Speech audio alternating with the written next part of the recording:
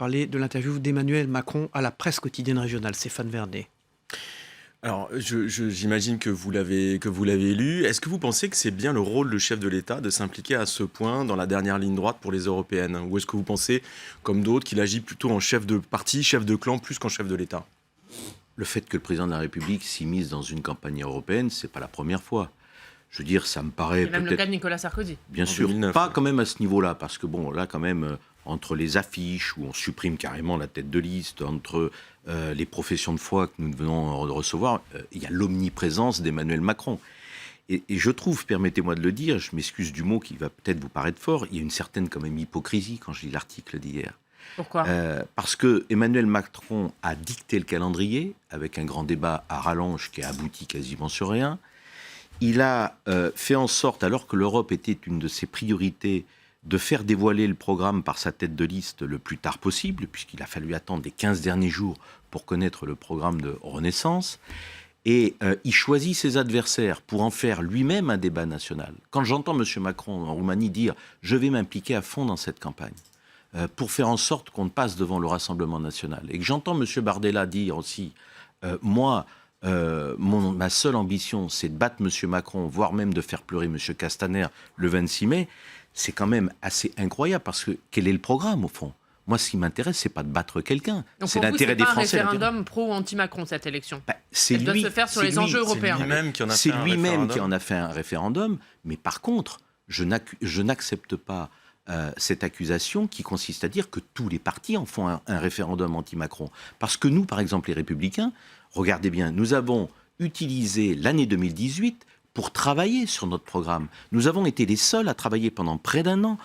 On a défini 7 piliers au Conseil national de l'été 2018, puis sous couvert de Guillaume Larrivé, nous avons travaillé sur ce programme pour présenter aux Français d'abord un programme et ensuite définir une liste d'hommes et de femmes qui allaient conduire ce programme. Mais on choisit son adversaire, on fait un calendrier, et en plus, alors, maintenant, c'est la stratégie de la peur. Regardez bien. Attendez, si de la part d'Emmanuel Macron? Ben oui, on attise les peurs, l'Europe risque d'être disloquée. Qui a disloqué l'Europe? Vous savez, je suis au Parlement européen... Mais qui, pour vous, a disloqué l'Europe? M. Macron lui-même. Pourquoi? Parce qu'il a voulu s'adresser aux différents chefs d'État européens comme il s'adresse aux Français en France. Il y a 2 conditions, si on veut être crédible à l'Europe. Le respect et le dialogue. On peut contester un chef de gouvernement. Ceci étant, les chefs de gouvernement au sein de l'Union européenne, ils sont élus comme M. Macron au suffrage universel. Et quand on regarde ce qu'a fait M. Macron, il a financé des vidéos pour pointer du doigt M. Salvini, M. Orban. Il s'est coupé, regardez dans quel état est aujourd'hui le couple franco-allemand. Jamais, je suis désolé, on a vu un couple aussi déstructuré, détérioré. Même publiquement maintenant, on fait état quand même de divergences. Quand vous reprenez l'histoire européenne, du général de Gaulle à Adenauer, Mitterrand, Kohl, Chirac, Schröder, Sarkozy, Merkel, regardez bien comment Nicolas Sarkozy, président, quand la France avait la présidence tournante, comment on a pu résoudre la crise des subprimes en 48 heures?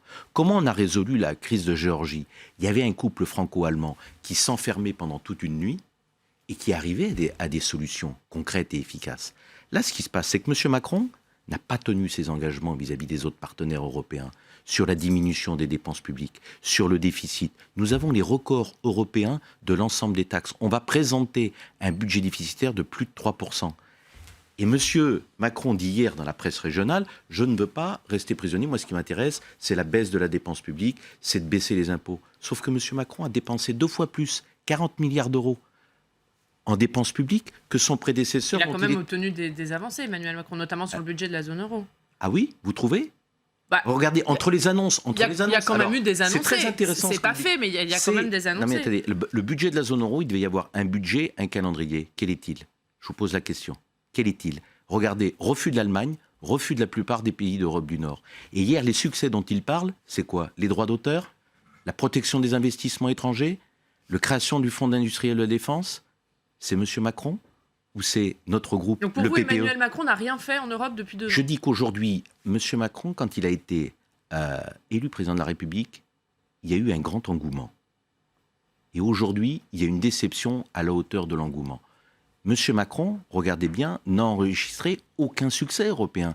Je vais vous prendre 2 exemples. Les 2 derniers exemples, Et vous allez voir mon objectivité, j'étais d'accord avec lui.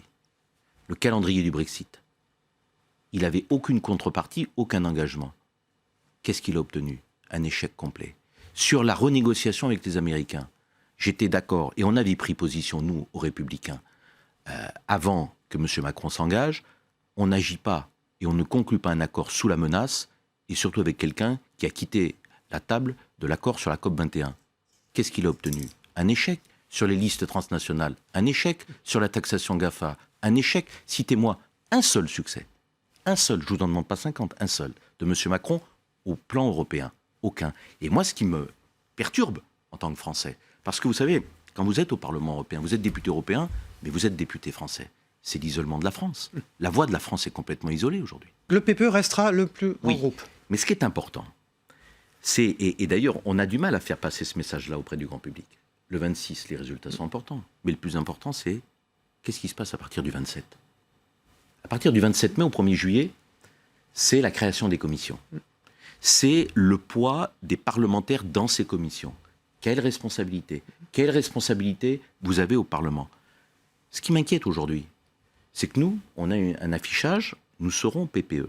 Et donc notre intérêt, c'est qu'il y ait un maximum de députés français au sein du PPE, qui sera le groupe le plus puissant. Et donc qui va, au moment des négociations, obtenir des commissions importantes. Et ce qui est important, c'est que l'influence française soit écoutée. Quand vous posez la question à Mme Loiseau, dans quel groupe vous allez siéger? Vous avez une réponse aujourd'hui? Non. C'est-à-dire qu'on nous dit, on va recréer un groupe, on va voir un certain LDE, nombre en principe. En principe, mais quand je vois les relations conflictuelles entre M. Vestager, entre M. Verhofstadt et Vestager, c'est la candidate de M. Macron pour la commission, d'ailleurs, qui elle-même a refusé l'alliance d'Alstom. Vous doutez quand vous voyez les relations entre eux? Mais bien entendu, c'est des relations conflictuelles. Et Mme Loiseau, d'ailleurs, regardez bien, lorsqu'elle s'exprime sur ce sujet, prend beaucoup de précautions. Elle dit, nous allons appartenir à un groupe qui n'existe pas, nous voulons être le centre de gravité, comme si un groupe de 20 députés pouvait être le centre de gravité. Et qu'est-ce que vous dites? Que les députés de la liste Renaissance ne pèseront pas au sein du Parlement européen? Je pense que ce sera des députés de l'isolement. Pour moi, aujourd'hui, vous savez, ce hold-up, j'allais dire, de la démocratie qu'on essaye de nous instaurer entre c'est moi ou le chaos, quelque part, c'est ça. C'est la voix de la France, c'est les progressistes, les pro-européens, c'est moi. Et les nationalistes, les gens du repli, c'est Mme Le Pen et son ex-futur Premier ministre, M. Dupont-Aignan. C'est un faux débat, parce qu'aujourd'hui, le débat, c'est pas est-ce que nous sommes pour ou contre l'Europe. Les Français sont pour l'Europe. Ils sont contre ce que l'Europe est devenue. Et l'enjeu, c'est de savoir quelle Europe nous voulons. Est-ce que l'Europe est capable de répondre aux grands défis du XXIe siècle? Mais l'isolement de la France, c'est à la fois le parti de M. Macron, qui ne pèsera pas au sein du Parlement européen, ça je vous le confirme, et bien entendu, les élus du Rassemblement national qui étaient venus en masse la dernière fois, il y a 5 ans, 25 députés. Que sont-ils devenus, ces députés? On fait peur, on dit, mais Mme Le Pen est arrivée, c'était le groupe le plus important au niveau de la France. La fille s'est fâchée avec le père, avec M. Philippot, ils se sont séparés en 3 groupes. Citez-moi un seul texte, un seul amendement. Qu'est-ce qu'ils ont fait au Parlement européen? Est-ce que ça a changé la face du Parlement? Non.